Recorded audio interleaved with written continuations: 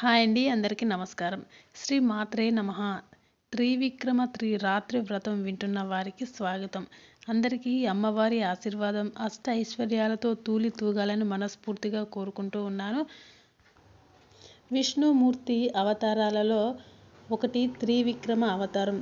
త్రివిక్రమ అవతారాలలో మహావిష్ణువు మొత్తం భూమిని 3 అడుగులతో కొలిచేవాడు. అయితే ఇప్పుడు చెప్పుకునే వీడియో దేని గురించి అంటే శ్రీ మహావిష్ణువు అవతారాలలో ఒకటి. ఈ అవతారం గురించి విన్నా లేదంటే చదివినా సకల శుభాలను పొందుతారు.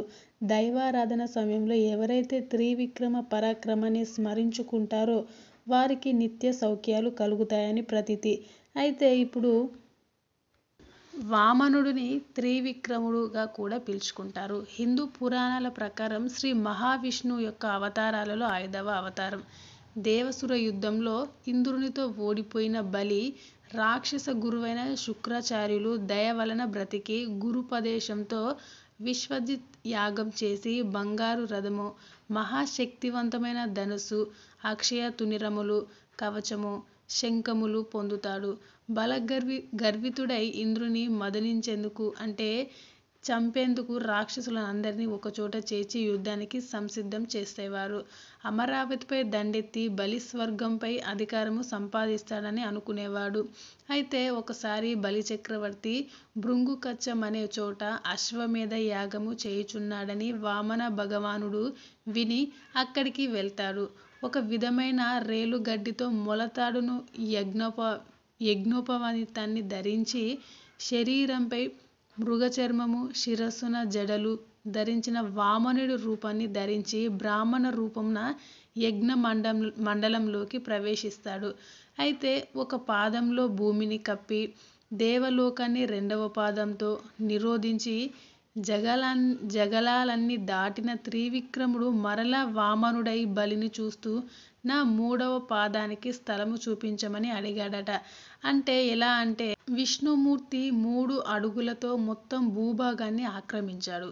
ఆయన మొదటి అడుగు భూమి మీద వేస్తాడు, 2వ అడుగు స్వర్గం మీద వేస్తాడు, 3వది పాతాళం. అందుకే ఆయన త్రివిక్రమ్గా పేరుగాంచాడు.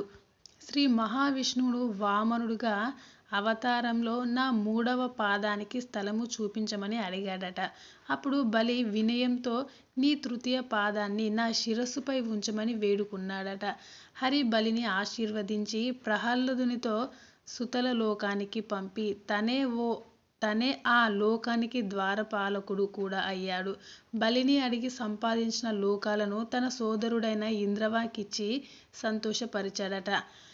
ఇప్పుడు చెప్పబోయే మంత్రం దయదేవుని దశావతారాల స్తోత్రము. చలయసి విక్రమనే బలియద్మద్భుత వామన పదనక నీరజ నతజన పావన కేశవధృత వామన రూప జయ జగదీశ హరే.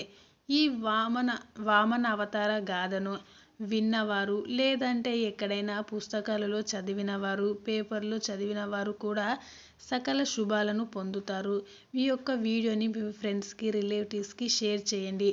దైవారాధన సమయంలో ఎవరైతే త్రివిక్రమ పరాక్రమాన్ని స్మరించుకుంటారో వారికి నిత్య సౌఖ్యాలు కలుగుతాయని ప్రతీతి.